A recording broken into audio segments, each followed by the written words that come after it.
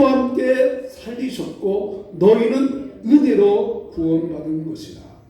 너희의 허물과 죄로 죽었더니라는 말을 2번씩이나 했어요. 죽었다는 말씀을 2번 했고 살리셨다는 말씀을 2번 하셨습니다. 그러니까 죽었던 너희를 살렸다.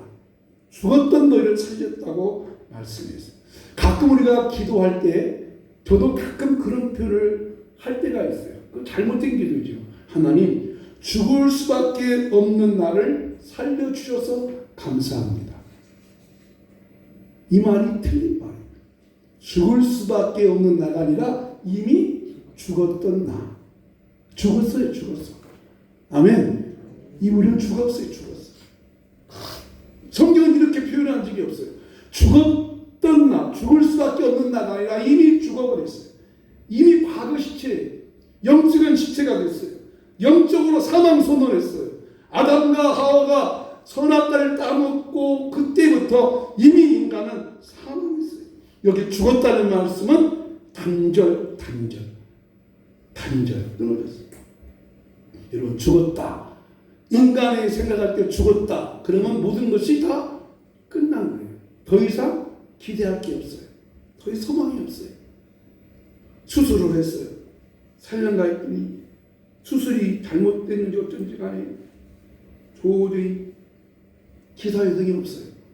막 간호사들이 왔다 갔다 하고 담당 조치가 왔다 갔다 하고 막 주치가 왔다 갔다 하고 과정이 왔다 갔다 하고 마지막에 살았나 죽었나 살피기 위해서 이만한 랜턴으로 막 눈을 이렇게 보잖아요. 눈동자가 보면은 가망성이 없으면 그냥 나가고 만약에 딱 사망하면 어떡하죠?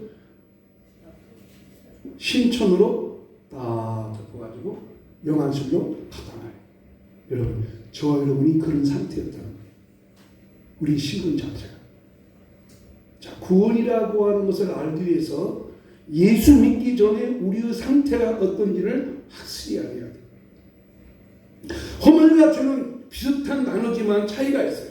허물과 죄로 죽었는데 그 허물이라고 하는 것은 하지 말아야 할 것을 했어요. 하지 말아야 할 것.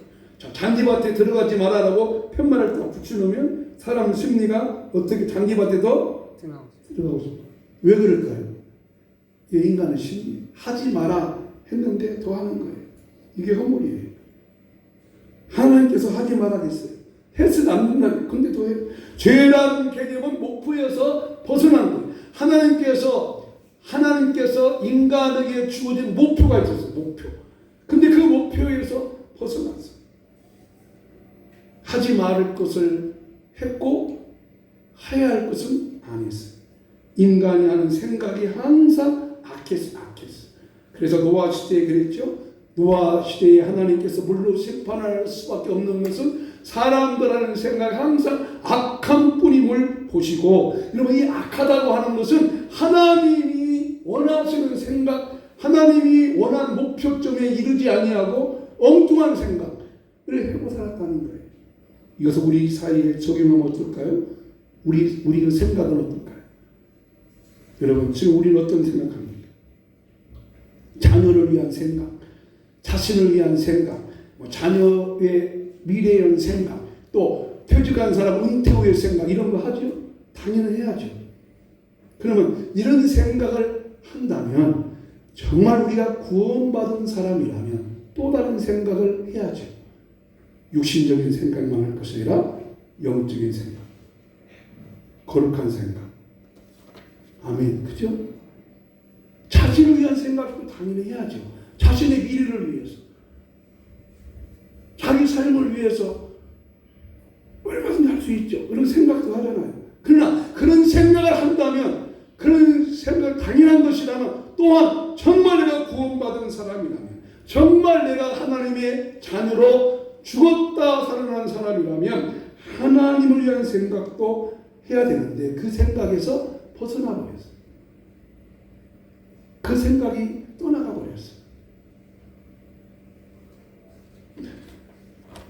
죄인이라고 하는 것은 하나님의 관계가 끊어지니까 하나님께서 하나님과 우리 사이 관계를 외면해버리고 고개를 돌려버렸어요. 여러분, 가까운 사람하고 단절됐다. 얼마나 힘들어요. 즉, 이 영적인 시체는 답이 하나밖에 없잖아요. 시체는 답이 하나밖에 없어요. 인간으로서 이미 끝나지만 다시 살려야 되는데 어떻게 살려요? 바로 하나님께서 허물로 죽은 우리를 그리스도와 함께 살리셨고, 여러분 다시 산 자로, 죽은 자가 산 자로 우리의 신분이 바꿔졌다고 하는 것을 믿으시기 바랍니다. 여러분 지금 살았어요? 죽었어요? 진짜? 살았다는 거예요. 죽은 자가 아니고 살았다는 거예요. 신분이 바꿔졌어요. 신분이 바꿔졌으면 내가 산자가 되었으니까 산자의 모습으로 살아야 한다는 것이, 나는 죽고 내 안에 예수님이 사셨습니다. 내가 그리스도와 함께 십자가에 못 박혔나니 그런즉 이제 내가 산 것 아니요 오직 내 안에 예수가 사신 것이라. 자, 내 안에 내가 죽고 내 안에 살았으니까 내 안에서 일하는 분은 내가 일해요, 예수님이 일하셔요? 그런데 예수 일하시는데 내가 하는 일이 잘 돼요, 안 돼요? 잘 안 될 때가 있어요. 왜 그럴까요? 이유가 있어요. 내가 죽었다고 하는데 내 안에 내가 죽지 않고 누가 살아있어요? 내가 살아있어요. 이해가 되세요? 그러니까 예수님이 네가 살아있어, 네가 해봐. 가만히 계십니다. 여러분, 물에 빠진 사람을 건져내잖아요. 물에 빠진 사람을 건져내야 돼요. 근데 물에 빠진 사람이 건져내야 되는데 물에 빠지면 살려주세요 하겠어요.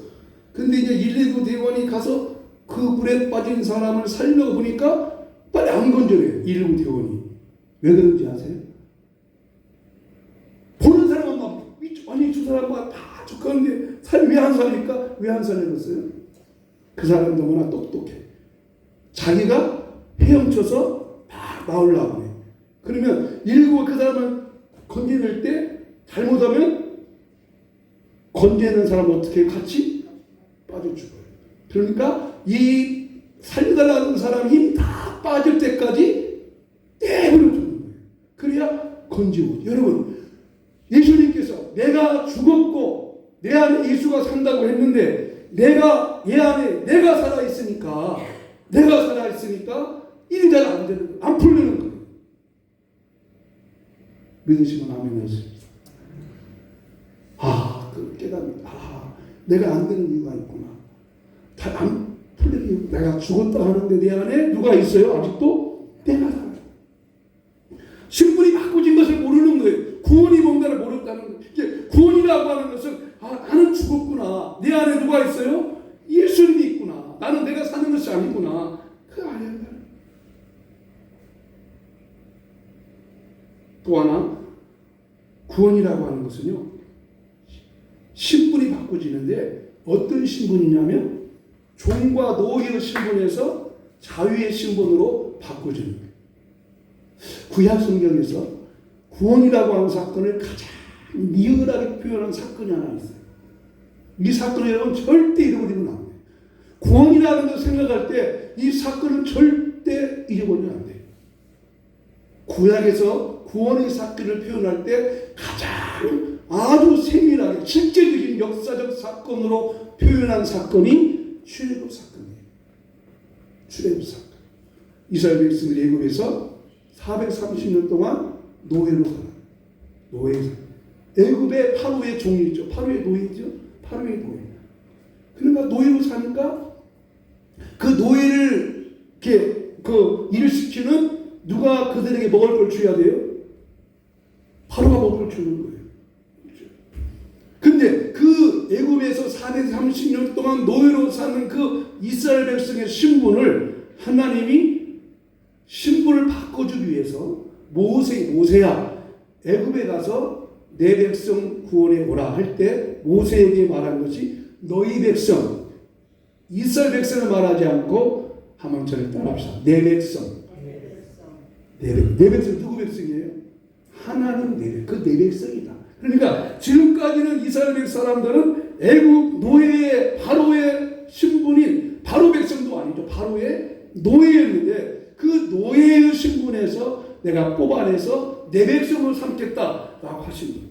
그러니까 이 구원이라는 사건에서 구약 성경에서 가장 세밀하게 알려진 사건이 출애굽 사건.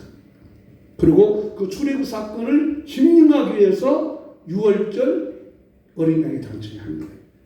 그래서 예수님이 십자가 피로 죽으셔서 신약 성경에서 재미있는 것은요, 예수님께서 태어나시고 어디로 피난 가시냐면 애굽으로 피난 가세요.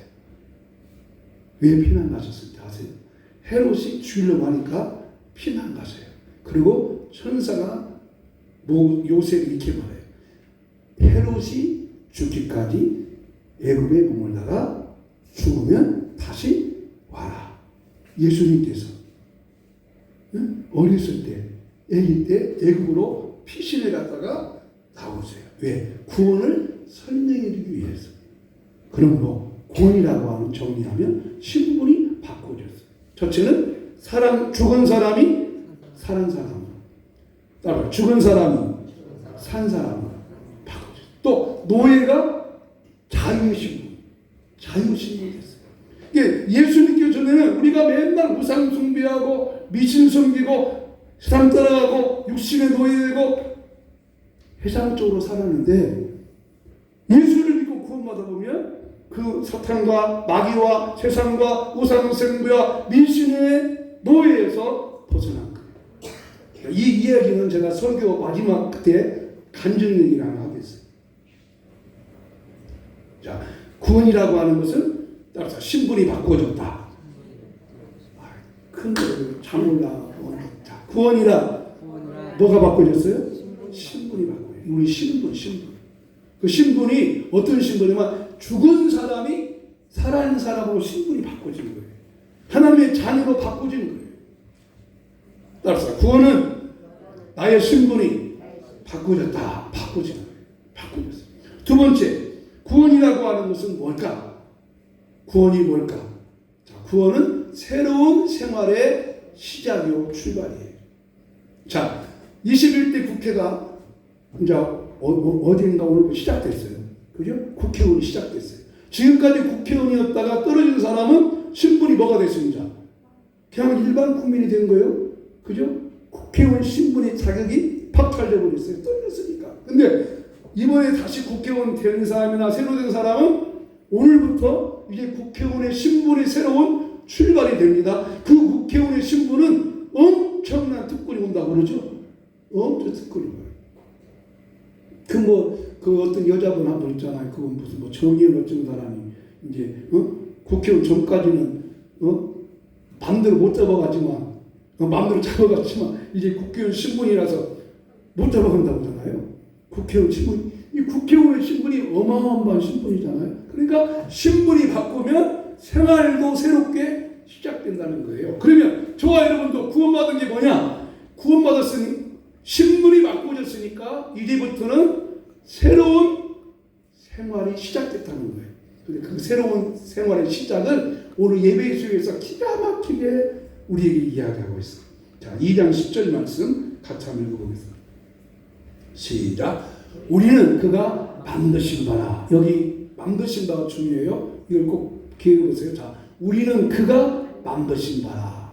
그는 하나님이 만드셨다는 거예요. 그리스도 예수 안에서 선한 일을 위하여 지으심을 받은다. 지었다고 했죠. 지었다는 말이 만들었다는 말 똑같으죠. 지으심을 받은 자니 이는 하나님이 저리 예비하사 우리로 그 가운데서 행하게 하려 하심이니. 자, 우리는 그가 만드신 바라. 만들었다는 거예요. 만들었다는 말씀은 새로운 신분으로 바꾸어졌다는 거예요. 자, 우리가 처음에는 어떻게 만들어졌어요? 하나님께서 흙으로 코에 생기를 불어넣어서 만들어졌어요.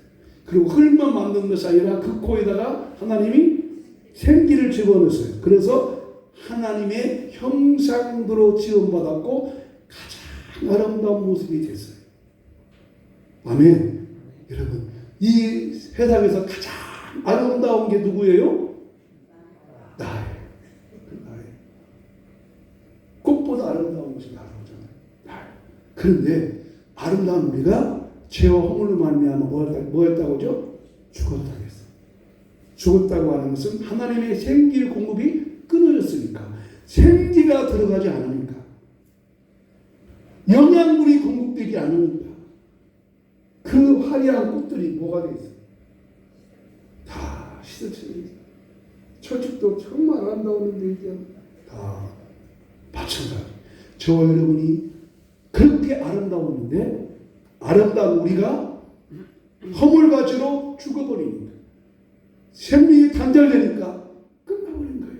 근데 하나님께서 다시 우리에게 하나님의 형상대로 만들어 주어서 하나님이 아름다운 만드심이 됐는데, 여기 만드신 바라, 이 말을 만드신 바라, 이 만드신 바가 한번 같이 합시다. 새로운 작품으로 만들어 주었다. 그러니까 하나님이 예수 믿기 구원받기 전에는 하나님의 형상대로 지음받았지만, 지음받은 우리가 하나님의 형상을 잃어버리고 망가뜨려졌어요. 완전히 망가졌어요. 쉽게 말하면 고물단대가 됐어요. 폐기처분이 됐어요. 더 이상 쓸 수 없는 사람이 됐어요. 그런데 더 이상 쓸 수 없는 우리를 새로운 사람으로, 새로운 작품으로 만들어 주었다는 겁니다. 그러니까 새로운 신분이라는 의미를 새로운 사람으로 만들었다 하지 않고, 바울은 에베소서에서 새로운 작품으로 만들었다고 표현이, 작품으로 만들었다는 거예요. 왜 작품이라는 표현을 했을까? 우리 한번 깊이 생각해. 왜 작품으로 만들었을까? 사람이 태어나면 몇 가지 신분에 따라서 신분이 달라지죠. 자, 태어났어요. 엄마 아빠 자녀로 있다가 학교에 가요. 신분이 뭐가 됐어요? 학생 신분이 돼요. 신분이 바꿔지죠. 또 자라다가 결혼해요. 결혼해서 가정을 꾸미면 뭔 신분이 돼요? 남편과 아내의 신분이 되죠. 또 자녀 낳으면 아빠 엄마의 신분이 돼요. 신분이 바꿔집니다. 또 점점 자라다가 이제 노인 신분이 되잖아요. 연세가 드셔가지고 갖는 특권의 신분 하나가 뭐예요? 그것도 모르세요? 65세 이상 받는 거 있잖아요. 사람은 이렇게 신분이 바꿔지더라고요. 살아가면서. 응? 그죠? 진짜 저 어디 꼭 갈 때 물어보더라고요. 그 KTX 표 끊을 때나 이렇게 볼 때 보면 항상 그거 물어보더라고요. 노령연금 타시나요? 뭐요? 신분? 신분 바꿔지니까 65세 되니까 이제 돈도 나오고 KTX도 반값이고 공원도 공짜 들어가고 다 바꿔줘요. 사람은 신분에 따라 바꿔지듯이 하나님께서 우리를 새로운 작품으로 만드셨다면, 그 만드신 것을 새로운 신분으로 만들었다 하지 않고, 자, 그 앞을 다시 한번 띄워보세요. 요절 말씀. 자, 우리는 그가 만드신 바라, 그리스도 예수 안에서 선한 일을 위하여 지으심을 받았느니. 만드신 바라, 만드셨다. 이 만드신다는 말씀이 굉장히 귀한 거예요. 여러분, 작가가 어느 작품을 만들 때는 그 작가의 작품 속에는 뭐가 들어있어요? 그 작가의 심혈과 정성이 다 들어있습니다. 그죠? 심혈과 정성이 다 들어있어요. 저는 이 말씀을 생각하면서 하나님이 우리를 만드셨다 할 때는 하나님이 우리를 새로운 신부로 바꾸셔서 우리를 만드시기까지는 하나님이 나에 대한 얼마나 심혈과 정성과 정열이 간에 들었을까 하는 생각을 가지게 된 거예요. 그렇다면 우리가 어떻게 살아야겠습니까? 우리가 어떻게 살아야겠습니까? 단순하게 살게 합니다. 그냥 막 사는 것도 아닙니다. 정말 하나님의 은혜를 생각하면서 새롭게 만들고 새롭게 창조된 내 모습을 보면서 하나님의 엄청난 그런 작품처럼 살아야 한다는 것입니다. 이번 주에 부를 찬송이 436장, 나 이제 주님의 새 생명 얻은 몸, 옛것은 지나고 새 사람이로다. 그 생명 내 맘에 강같이 흐르니 그 사랑 내게서 해같이 빛난다. 영생을 누리며 주 안에 살리라. 오늘 또 내일 또 주와 함께 살리라. 그럼 분재 좋아하시는가 봐요. 분재를 참 좋아하는데 제가 분재가 뭔가 볼 때니까 분재는 그러더라고요. 분재는 자연의 생명 원리를 이용해서 분재를 만드는 사람이 자기가 원하는 대로 만들어가는 것이 분재다. 잘할 것을 잘하지 못하게 만들어. 옆으로 뻗을 것을 안에 팍 그래서 막 꼬아 마시고 막 이렇게 막 그러잖아요. 분재를 만드는 것은 그 분재 만드는 사람의 온 신혈이 그 안에 있더라고요. 이제 국화도 마찬가지더라고요. 국화.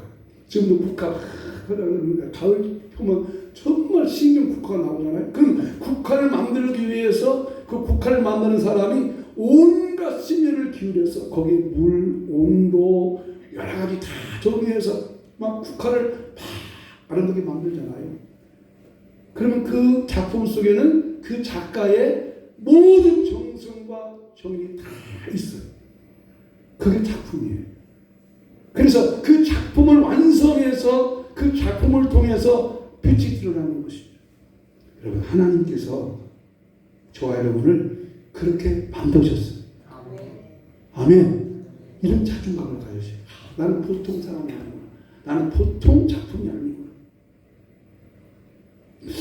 어떤 사람이요, 최고급 승용차들을 구입했어요. 최고급 승용차. 새 차죠. 아주 비싼 자동차인 것 같아요. 고급 승용차. 뭐 3, 4천만 원 아니라 요즘에 그 외제차는 1억, 2억 가는 차가 있잖아요. 아주 고가의 자동차를 구입했는데 구입한 지 얼마 안 돼서 이 차를 몰고 출장을 가다가 자동차가 멈춰서 버렸어요. 구입한 지 얼마 안 되는데. 그래서 이 사람이 너무 화딱지가 나가지고 어디로 전화했냐면 빨리 어떤 그 보험에다 전화해서 이렇게 견인을 하든지 그래야 되는데 회사로 전화해가지고 회사를 따져. 여보시오, 당신 회사에서 최고가 아니면 차를 안 만든다는데 내가 지금 중요한 일로 출장하고 있는데 이 차가 멈춰 서버렸어요. 약속 시간이 언제까지 가야 되는데 도저히 맞출 수가 없으니 조처하시오 라고 하니까 회사에서 이런 답변이 왔어요. 아이고 고객님 죄송합니다. 지금 당장 헬리콥터를 보내주겠습니다. 뭐 보내죠? 헬기 보내준대. 그래서 헬기를 타고 출장 가서 잘 맞았어요. 그리고 그것뿐만 아니에요. 이 차가 고쳐질 때까지 새로운 똑같은 종류의 차를 들을 것이고 만약에 이 차가 더 이상 고쳐줄 수 없다면 새 차로 그냥 드리겠습니다. 그런 약속까지 받았어요. 처음에는 화가 났지만 너무나 서비스가 과하다 싶으니까 감사를 넘어서 감동받은 거예요. 이 사람. 그래서 너무 감동받아서 어느 신문사에 전화했대요. 아무개 차를 내가 샀는데 아무가 회사가 정말 서비스가 좋답니다. 그러니까 내가 이러이러해서 이런 일이 있었다고 이렇게 그 신문사에다가 전화했더니 그 신문사가 그러냐고. 그러면 그 차 회사한테 전화해서 잘 알아보고 이제 신문에 기사 되겠다. 그래서 그 신문사로 전화를 하니까 신문사에서 회사로 전화 안 해봤대요. 알아보기 위해서. 그랬더니 회사 그러래요. 우리 회사에는 전혀 그런 일이 없었습니다. 지침이 뜨더래요. 아니 당신 회사 이렇게 서비스를 잘한다며 우리가 신문기사에서 당신 회사 이미지 좋다고 알려주려고 그러는 것들이 아닙니다. 그런 사실이 전혀 없었습니다. 라고 시침이 뚝 뜨더래요. 그래서 왜 그런가 보니까 이 자동차 회사에서 그런 거예요. 만약에 여러분 2억이 넘는 차가 산 지 얼마 안 돼가지고 가다 섰다 하면 서비스 잘해주는 것보다 몇 억의 손해가 온다는 거예요. 왜? 자기가 만든 회사의 차가 그렇게 실추됐으니 그 회사의 명예가 떨어지는 것이죠. 저 이 말씀을 보면서 이 말씀을 생각했어요. 다윗이 10절 23절에서 이런 고백을 해요. 여호와는 나의 목자시니 내가 부족함이 없으리로다. 근데 그 다음에 내 영혼을 소생시키시고 자기 이름을 위하여 어디로 가요? 의의 길로 인도해 가신다. 누구 이름을 위해서? 다윗의 이름을 위해서? 자기 이름을 위해서. 여러분, 다윗이 뭔데? 다윗이 뭔데 하나님께 다윗을 하나님의 이름을 위해서 다윗을 의의 길로 인도해 가실까? 다윗이 뭐예요? 다윗이 이쁜 것이 뭐가 있어요?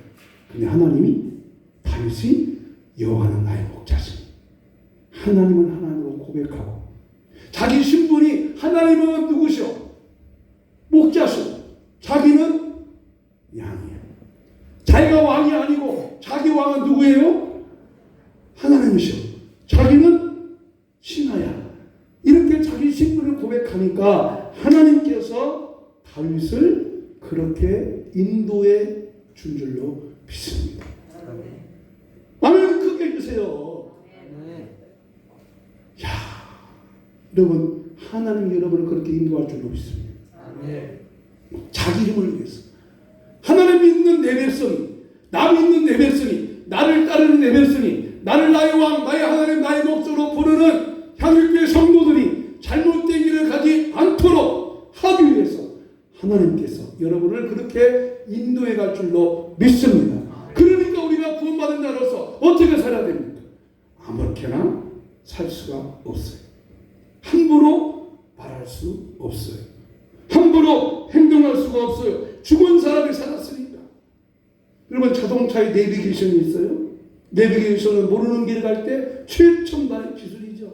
내비게이션 인내를 딱 하면 나를 엉뚱한 길로 가는 것 아니라 바르게 인도해 가듯이 여호와 하나님은 내 인생의 내비게이션이라고 믿습니다. 내비게이션. 그러므로 세 번째, 이렇게 된 것에 대해서 오늘 세 번째 바울이 주는 것은 무엇일까요? 세 번째, 이 모든 것이 은혜의 선물이라는 것입니다. 따라서 구원은 하나님의 선물이에요. 구원은 하나님의 선물이에요. 자, 에베소 2장 8절 9절 말씀 또 보겠습니다.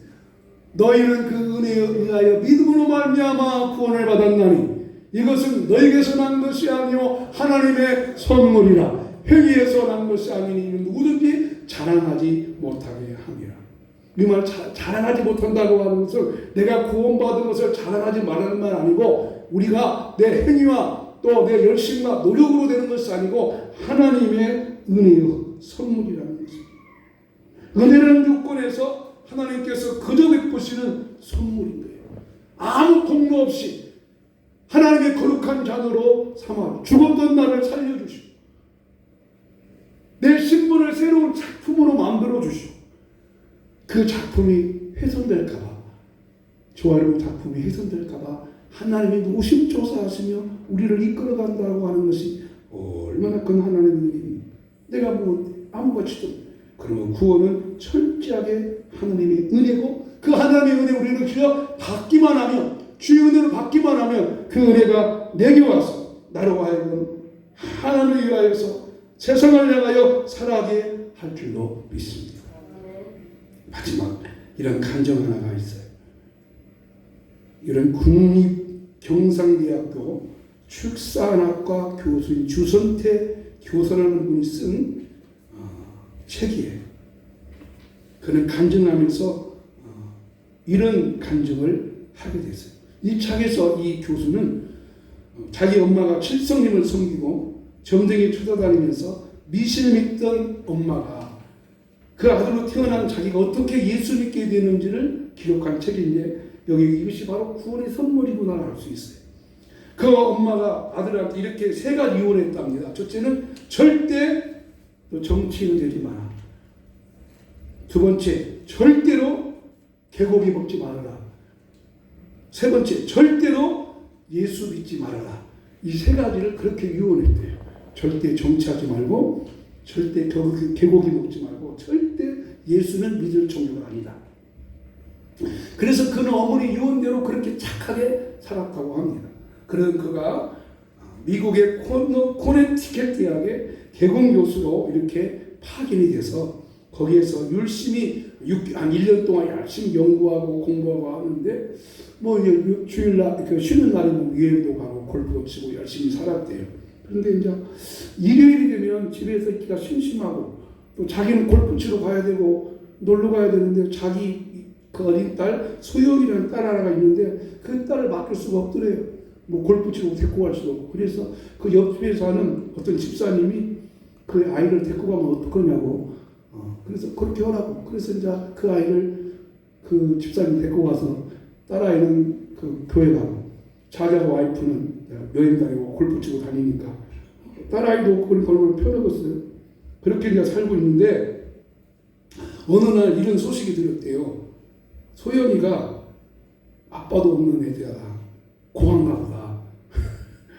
저렇게 이쁜 딸이 있는데 교회도 안 나오고 그런 거 보니까 소연이는 아빠가 없는 고아인가 보다 이렇게 말을 들었대요. 그래서 기분이 막 안 좋았대요. 그래서 자기 딸 소연이가 고아라고 그래서 오늘은 소연이하고 교회 한번 가볼까. 그러자 교회를 갔대요. 근데 교회가 그날 목사님 설교 말씀을 듣는데 그 말이 자꾸 자기 귀에 들어오더래요. 안 들으려고 했는데 자꾸 들어오면서 이상하게 감정이 이상하고 눈물이 나더래요. 이상하다 내가 왜 그러지? 그래가지고 그 다음 주일날도 괜히 발걸음을 옮겼대요. 그리고 그렇게 해서 몇 개월을 다니게 됐어요. 교회를. 그런데 올 것이 왔어요. 너무 많이 끝나면 자기 엄마 제삿날이 왔대요. 엄마 제삿날. 고민이 생긴 거예요. 엄마 제삿날이니까 제사를 드려야 하는가? 아니면 예수 믿으니까 제사 안 드려야 되는가? 이 고민이 오는 거예요.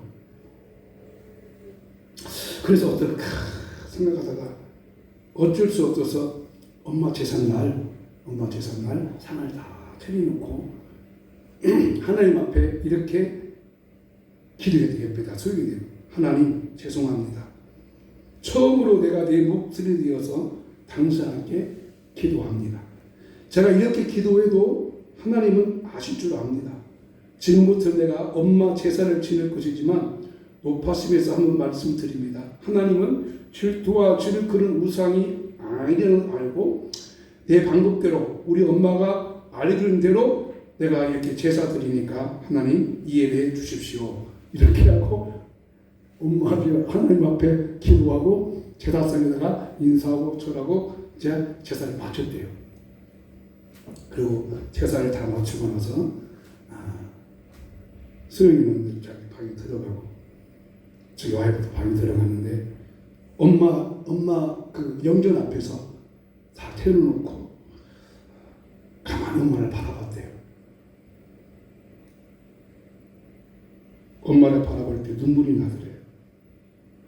그리고 울기만 하는데 엄마한테 이런 글을 썼대요. 그분이 막 책에 있으니 그대로다가 읽어볼게요. 자전거를 되었다. 나는 엄마의 사진을 앞에 놓고 엄마와 단둘이 앉았다.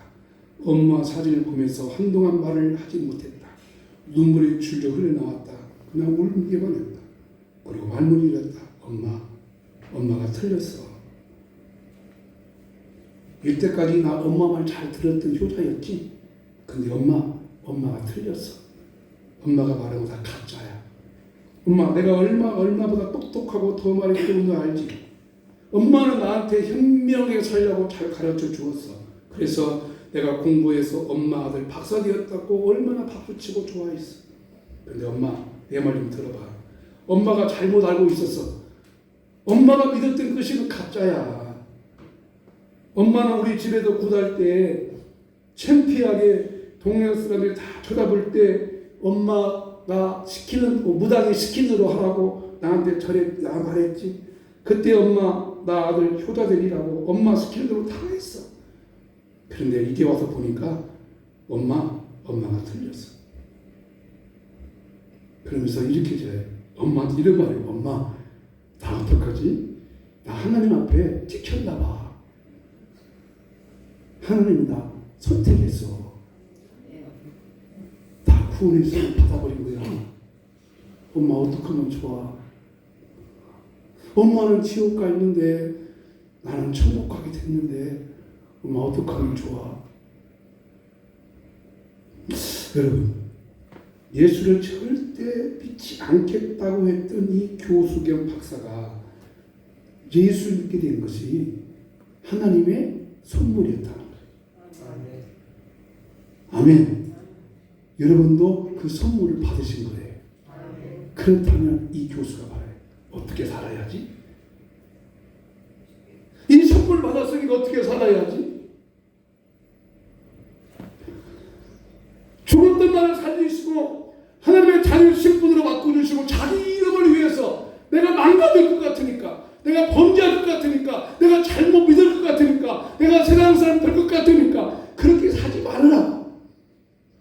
목사라 하면서 목사 명예를 떨어뜨리고, 장로 집사 권사라 하면서 장로 집사 권사를 떨어뜨리지 않기 위해서 하나님은 노심초마 나를 기다리고 있는데 나는 왜 그러지? 어떻게 살아야지? 여러분, 어떻게 살아야 할까요? 여러분 스스로 마음이 다짐하시기 바랍니다. 아멘.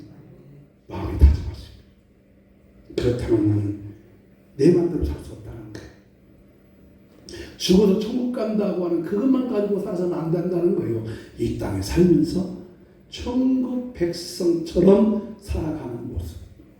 아멘. 천국 백성답게 살아가는, 정말 교회를 사랑하고 예수를 사랑하고 이웃을 사랑해서 이 구원의 비밀을 모르는 사람에게 우리 어떻게 전도하면서 증거하면서 살아야지 않겠어요? 구원이라고 하는 것은 죽은 사람의 신분이 산 사람 신분으로 바꿔졌어요. 그리고 나는 새로운 작품이 된 거예요. 작품. 하나님의 작품이 된 거예요. 그게 구원의 선물이에요. 그러므로 주님을 따르는 삶이 힘들고 어려워도 찬송 부르며 나갈 수밖에 없는 거예요. 아직도 이 구원의 선물을 모르는 사람에게 이 선물을 받으라고 전달할 수밖에 없는 삶을 사는 거예요. 그 주선태 교수님처럼 처음 예수를 안 믿을 것 같은데 하나님 앞에 찍혔대요. 여러분, 하나님 앞에 찍혔어요. 하나님이 여러분에게 구원의 선물을 주셨어요. 그러니까 끝까지 주님을 위해서 살아가면서 이 놀라운 축복을 날마다 누리며 살기를 주님으로 축복합니다. 다음 주에는 그럼 구원이 어떻게 이루어지는가를 좀 말씀드리고 싶어요. 구원이 어떻게 신나게 나타난 사건을 통해서, 구원이라고 하는 것은 하나님이 구원의 선물도 주시지만 또 내 편에서, 구원받은 우리 편에서 해야 될 일이 또 하나 있어요. 그것이 뭘까? 그러니까 내가 해야 될 일과 하나님의 구원의 선물이 딱 마주치는 순간, 거기에서 하나님의 새로운 작품이 만들어지고 새로운 삶이 시작될 수 있는 이 놀라운 축복의 은혜가 여러분 속에 임하기를 간절히 축원합니다. 찬송가 같이 하겠습니다.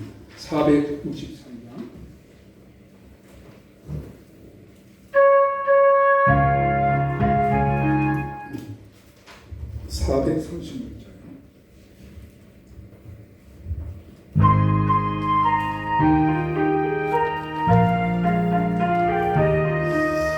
나의 주님 새 생명 얻은 것 옛 것을 지나고 세상이로다 그 생명 내 맘 강같이 흐르고 그 생각 내게서 해같이 빛난다 영생을 누리 주 안에 살리라 오늘도 내일도 주 함께 살리라 새 안에 감추 새 생명 얻으니 이전에 줬던 것 이제 값없다 하늘의 은혜와 평화를 맛보니 찬송과 기도로 주 함께 살리라. 영생을 누리며 주 안에 살리라. 오늘도 내일도 주 함께 살리라. 산천도 조목도 새 곳이 되었고 죄인도 원수도 친구로 변한다. 새 생명 얻은 자 영생을 누리니 주님을 모신 새 하늘이로다. 영생을 누리며 주 안에 살리라. 오늘도 내일도 주 함께 살리라. 주 따라가는 길 험하고 멀어도 찬송을 부르며 뒤따라가리라. 여전히 여시고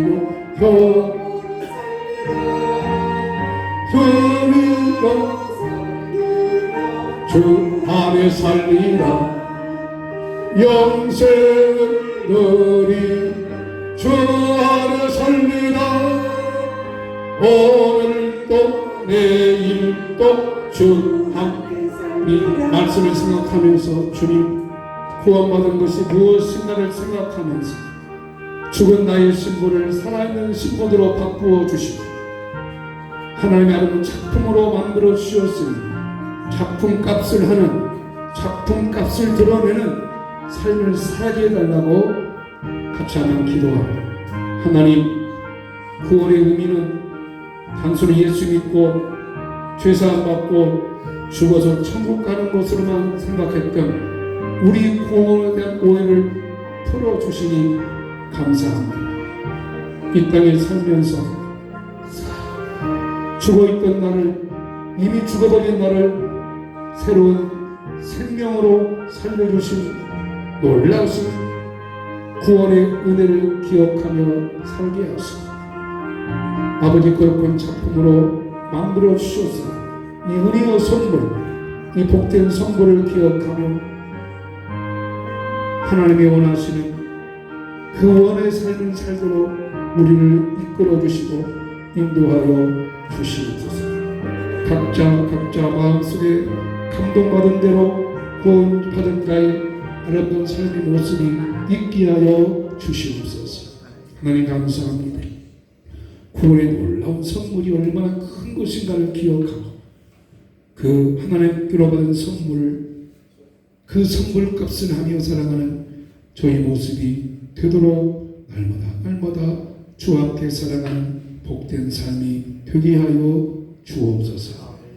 예수는 우리 죄를 위해서 피 흘려 죽으셨고 지금도 우리 육체의 질병을 보혈의 능력으로 고쳐줄 줄로 믿습니다. 이 시간 성도 속의 육체의 질병을 치료해 주시옵소서. 하나님, 목에 디스크가 있습니다. 허리에 디스크가 있습니다. 팔과 무릎과 관절에 좋지 않습니다. 치료해 주시옵소서. 신경 조직을 고쳐 주시옵소서. 장 조직을, 소화기관을 회복하여 주시옵소서. 간과 콩팥과 슬개와 모든 신장과 신장 기능도 회복될지어다. 회복될지어다. 치료할지어다. 고침받을지어다. 당뇨 수치와 혈압 수치는 정상되게 도와주시고 이비인후과 계통 또 치과 계통 모든 것들을 고쳐줄 줄로 믿습니다. 머리가 흔들리고 또 팔과 다리가 저리고 소화기관이 불순하고 호흡이 가빠른 것도 정상으로 돌아갈 줄로 믿습니다. 치료하시고 고쳐줄 줄로 믿습니다. 지금은 주 예수 그리스도의 은혜와 하나님 아버지의 놀라운 사랑과 성령님의 감동, 가만도 충만 고통하시니 구원받은 자의 확신한 삶의 모습으로 살기 원하는 우리 모든 성도님들의 마음속에 이 민족과 해나가 선교하는 선교사님들의 사역 위에 이제부터 영원토록 함께 있을지어다. 아멘.